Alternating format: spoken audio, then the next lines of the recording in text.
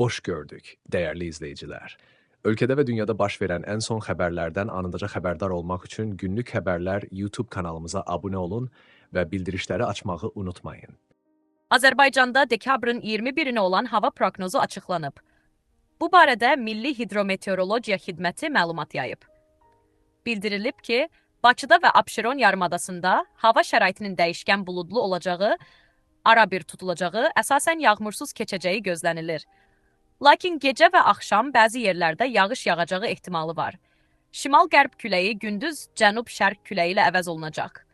Havanın temperaturu gecə 3-6 dərəcə isti, gündüz 8-10 dərəcə isti olacaq.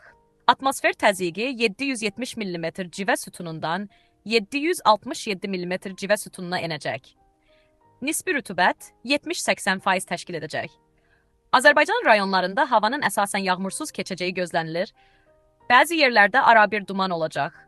Mülayim qərb küləyi əsəcək. Havanın temperaturu gecə 3 dərəcə şaxtadan 2 dərəcəyədək isti, gündüz 9-12 dərəcə isti, dağlarda gecə 3-8 dərəcə şaxta, gündüz 3-8 dərəcə isti olacaq. Günlük Xəbərlər YouTube kanalımıza abunə olmağı və videonu bəyənməyi unutmayın.